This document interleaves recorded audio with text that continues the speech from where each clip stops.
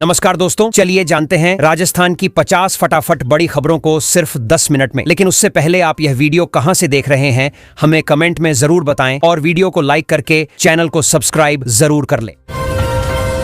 राजस्थान विधानसभा का मानसून सत्र आज से शुरू हो गया है। सत्र के दौरान यूनिफॉर्म सिविल कोड यानी यूसीसी बिल समेत कई महत्वपूर्ण जनहित के मुद्दों पर सरकार और विपक्ष के बीच तीखी बहस होने की संभावना है। विधानसभा में कानून व्यवस्था, विकास कार्य, शिक्षा, स्वास्थ्य और प्रदेश की आर्थिक स्थिति से जुड़े विषय भी प्रमुखता से उठाए जा सकते हैं। राजस्थान सरकार ने यूनिफॉर्म सिविल कोड यानी यूसीसी बिल 2026 के प्रस्ताव को मंजूरी दे दी है। सरकार का कहना है कि प्रस्तावित कानून का उद्देश्य विवाह, तलाक, उत्तराधिकार और पारिवारिक मामलों से जुड़े नियमों में एक रूपता लाना है। विधानसभा में इस बिल पर चर्चा और आगे की कानूनी प्रक्रिया के बाद इसके प्रावधानों को लागू करने को लेकर तस्वीर स्पष्ट होगी। प्रस्तावित उसीचे कानून में विवाह पंजीकरण को लेकर महत्वपूर्ण प्रावधान किया गया है। इसके तहत विवाह होने के बाद निर्धारित समय सीमा के भीतर यानी 60 दिनों के अंदर पंजीकरण कराना जरूरी होगा। सरकार का उद्देश्य विवाह से जुड़े रिकॉर्ड को व्यवस्थित और आधिकारिक बनाना बताया जा रहा है। इस प्रावधान पर विधानसभा में चर्चा के दौरान कई सवाल भी उठ सकते हैं। राजस्थान के प्रस्तावित यूसीसी में लिव इन रिलेशनशिप को लेकर भी प्रावधान शामिल किए गए हैं। प्रस्ताव के अनुसार लिव इन रिलेशनशिप की शुरुआत और समाप्ति की जानकारी लिखित रूप से देना या उसका पंजीकरण कराना जरूरी हो सकता है। सरकार का तर्क है कि इससे संबंधित लोगों के अधिकारों और जिम्मेदारियों का रिकॉर्ड तैयार होगा तथा कानूनी मामलों में स्पष्टता बढ़ेगी।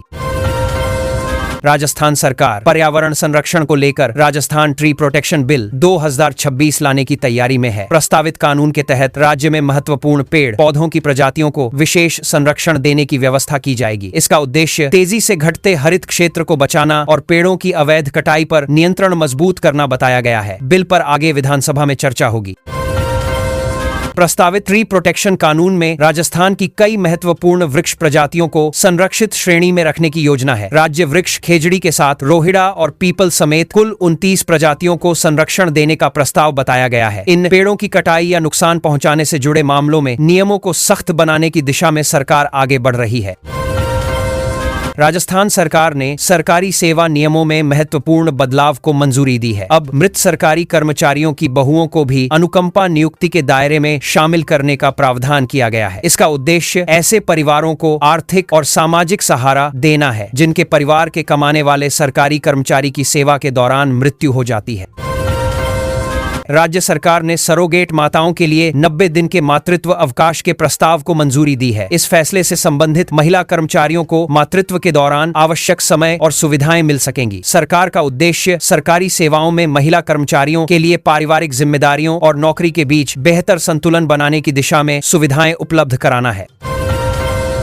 महिला एकल सरकारी कर्मचारियों के लिए चाइल्ड केयर लीव से जुड़े नियमों में भी बदलाव किया गया है। सरकार ने सीसीएल की प्रक्रिया को अधिक सुविधाजनक बनाने के लिए इसे 3 की जगह 6 चरणों में लेने की अनुमति देने का फैसला किया है। इससे जरूरत के अनुसार महिला कर्मचारी अलग अलग समय पर छुट्टी का उपयोग कर सकेंगी और बच्चों की देखभाल आसान होगी।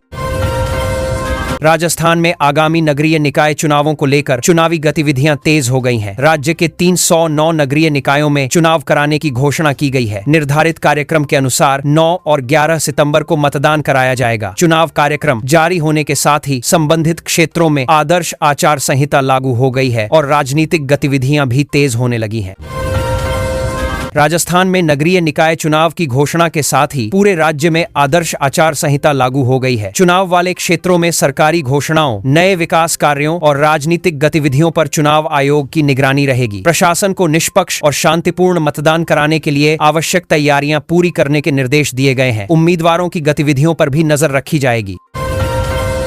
नगरीय निकाय चुनावों से पहले राजस्थान सरकार ने प्रशासनिक स्तर पर बड़ा फेरबदल किया है। आचार संहिता लागू होने से ठीक पहले 21 रास अधिकारियों के तबादले किए गए हैं। इन तबादलों के जरिए प्रशासनिक व्यवस्था को मजबूत करने और विभिन्न विभागों में कामकाज को बेहतर बनाने का प्रयास किया गया है। नए अधिकारियों को उनकी जिम्मेदारियां संभालने के निर्देश दिए गए हैं। राजस्थान में मानसून एक बार फिर सक्रिय होने के संकेत मिल रहे हैं। मौसम विभाग के अनुसार आने वाले दिनों में प्रदेश के कई हिस्सों में बारिश की गतिविधियां बढ़ सकती हैं। पूर्वी राजस्थान के कुछ जिलों में विशेष सतर्कता बरतने की सलाह दी गई है। बारिश के साथ तेज हवाएं चलने की संभावना को देखते हुए स्थानीय प्रशासन और लोगों को सावधानी बरतने को कहा गया है। धौलपुर और करौली जिलों में मौसम विभाग ने भारी बारिश को लेकर येलो अलर्ट जारी किया है। इन इलाकों में कुछ स्थानों पर तेज बारिश होने की संभावना जताई गई है। बारिश के दौरान निचले क्षेत्रों में पानी भरने और स्थानीय यातायात प्रभावित होने की स्थिति बन सकती है। लोगों को मौसम की ताजा जानकारी लेते रहने और जरूरी सावधानी बरतने की सलाह दी गई है। जयपुर और भरतपुर संभाग के कई इलाकों में भी मौसम में बदलाव देखने को मिल सकता है। मौसम विभाग के अनुसार यहां हल्की से मध्यम बारिश के साथ तेज हवाएं चलने की संभावना है। कुछ स्थानों पर बादल छाए रहने और मौसम सुहावना होने की उम्मीद है। लोगों को खुले क्षेत्रों में रहने के दौरान तेज हवा और अचानक बारिश से सतर्क रहने की सलाह दी गई है। पश्चिमी राजस्थान के जोधपुर और बीकानेर संभाग में फिलहाल मौसम मुख्य रूप से शुष्क रहने की संभावना है। इन क्षेत्रों में बारिश की गतिविधियां पूर्वी राजस्थान की तुलना में कम रह सकती हैं। दिन के समय गर्मी और उमस का असर महसूस हो सकता है। हालांकि मौसम में अचानक बदलाव संभव होने के कारण स्थानीय पूर्वानुमान पर नजर रखना जरूरी रहेगा। मुख्यमंत्री भजनलाल शर्मा ने कहा है कि फीडर स्तर के सौर संयंत्रों के मामले में राजस्थान देश में अग्रणी स्थिति में पहुंच गया है। सरकार का जोर कृषि क्षेत्र में बिजली की उपलब्धता बढ़ाने और सौर ऊर्जा के इस्तेमाल को विस्तार देने पर है। फीडर स्तर पर सौर ऊर्जा से किसानों को बेहतर बिजली आपूर्ति और राज्य के ऊर्जा क्षेत्र को लाभ मिलने की उम्मीद है। जयपुर में ब्रिक्स पर्यटन बैठकों का आयोजन शुरू हो गया है। बैठक में विभिन्न देशों के प्रतिनिधि पर्यटन क्षेत्र से जुड़े विषयों पर चर्चा कर रहे हैं। सस्टेनेबल टूरिज्म, पर्यटन विकास, सांस्कृतिक विरासत और अंतर्राष्ट्रीय स्तर पर पर्यटन को बढ़ावा देने जैसे मुद्दे चर्चा के केंद्र में हैं। राजस्थान के पर्यटन स्थलों को वैश्विक स्तर पर प्रचारित करने के अवसर भी बढ़ सकते हैं। बीकानेर के एक कैंसर अस्पताल से जुड़े निशुल्क इंजेक्शन दिल्ली में बेचे जाने के मामले में स्वास्थ्य विभाग ने जांच तेज कर दी है। मामले में दवाओं की सप्लाई और उनके इस्तेमाल से जुड़े रिकॉर्ड की जांच की जा रही है। अधिकारियों का उद्देश्य यह पता लगाना है कि सरकारी या निशुल्क उपलब्ध कराई गई दवाएं किस तरह निजी स्तर पर बिक्री तक पहुंची।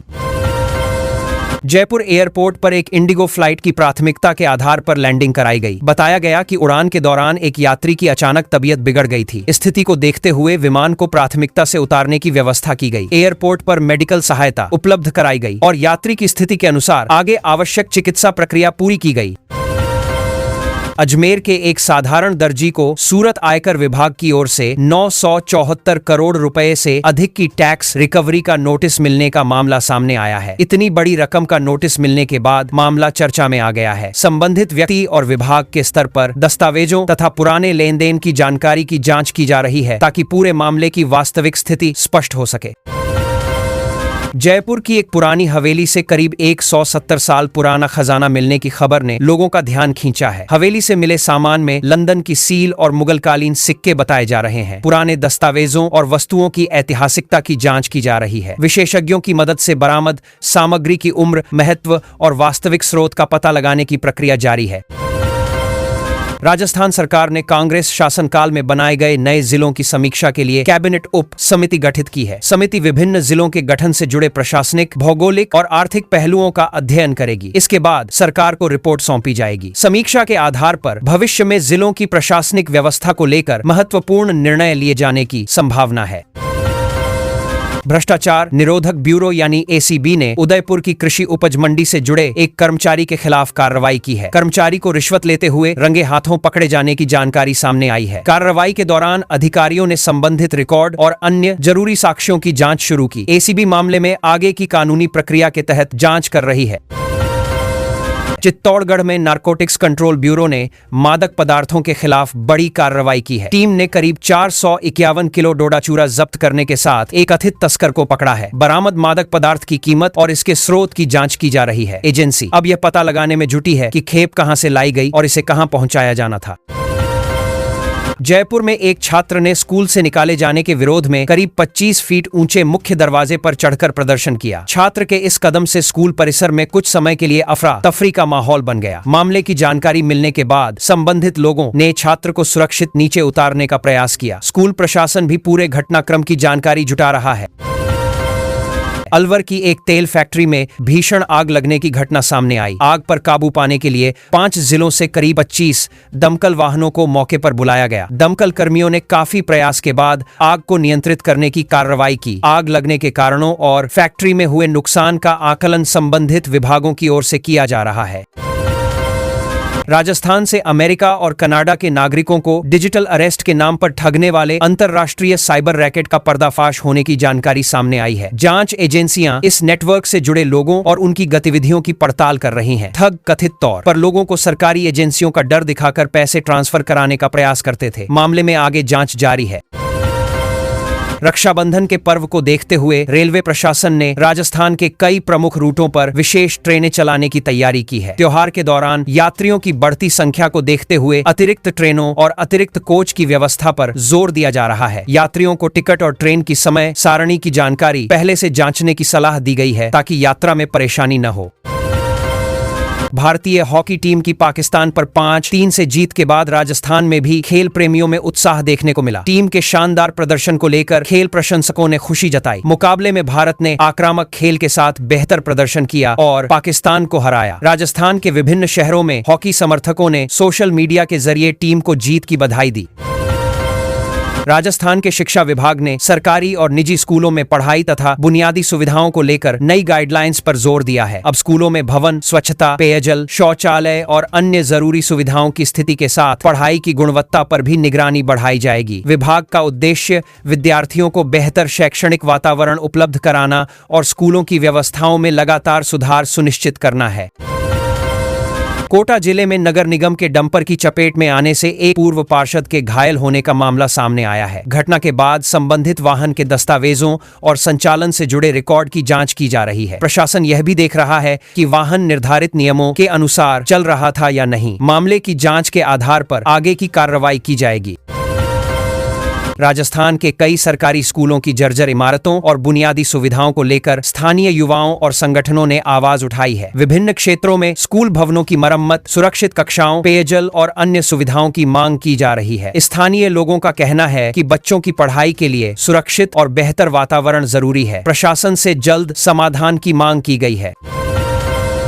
नागौर सांसद हनुमान बेनीवाल ने उड़ानों में देरी और यात्रियों को मिलने वाली व्यवस्थाओं को लेकर नाराजगी जाहिर की है। उन्होंने हवाई यात्रा से जुड़े मुद्दों पर संबंधित अधिकारियों के सामने अपनी बात रखी। यात्रियों को समय पर उड़ान और बेहतर सुविधाएं उपलब्ध कराने की मांग की गई है। एयरपोर्ट से जुड़ी व्यवस्थाओं में सुधार को लेकर भी चर्चा तेज हुई है। एयरपोर्ट से जुड़ी व्यवस्थाओं में मांग की गई है। राजस्थान यूनिवर्सिटी समेत कई शिक्षण संस्थानों में छात्र संघ चुनावों को लेकर विद्यार्थियों के बीच गतिविधियां बढ़ने लगी हैं। छात्र संगठनों से जुड़े युवा बैठकें कर रहे हैं और संभावित चुनावी रणनीति पर चर्चा कर रहे हैं। अलग अलग छात्र समूह अपनी प्राथमिकताओं और मांगों को लेकर सक्रिय दिखाई दे रहे हैं। हालांकि चुनाव कार्यक्रम को लेकर अंतिम स्थिति संबंधित निर्णय के बाद स्पष्ट होगी। राजस्थान पर्यटन विभाग ऐतिहासिक किलों और महलों को देश विदेश के पर्यटकों के बीच और लोकप्रिय बनाने के लिए डिजिटल मार्केटिंग पर जोर दे रहा है। सोशल मीडिया, ऑनलाइन प्रचार और डिजिटल प्लेटफॉर्म के माध्यम से पर्यटन स्थलों की जानकारी पहुंचाने की रणनीति तैयार की जा रही है। सरकार का उद्देश्य पर्यटकों की संख्या बढ़ाने के साथ स्थानीय रोजगार और पर्यटन कारोबार को भी बढ़ावा देना है। जयपुर लिटरेचर फेस्टिवल के आगामी संस्करण को लेकर तैयारियां शुरू हो गई हैं। आयोजन की रूपरेखा, संभावित कार्यक्रमों और साहित्य से जुड़े विभिन्न सत्रों को लेकर प्री इवेंट गतिविधियां और बैठकें की जा रही हैं। देश विदेश के साहित्यकारों और विभिन्न क्षेत्रों से जुड़े लोगों की भागीदारी पर भी चर्चा चल रही है। आयोजन के माध्यम से जयपुर की सांस्कृतिक पहचान को और मजबूत करने पर जोर रहेगा। राजस्थान सरकार ग्रामीण क्षेत्रों में डिजिटल साक्षरता बढ़ाने के लिए पंचायती राज डिजिटल साक्षरता अभियान का विस्तार कर रही है। इसके तहत ग्रामीण लोगों को डिजिटल सेवाओं, ऑनलाइन सुविधाओं और जरूरी तकनीकी जानकारी से परिचित कराने पर जोर दिया जा रहा है। अभियान का उद्देश्य ग्रामीण नागरिकों को सरकारी सेवाओं का ऑनलाइन लाभ लेने में सक्षम बनाना और डिजिटल तकनीक के प्रति जागरूकता बढ़ाना है।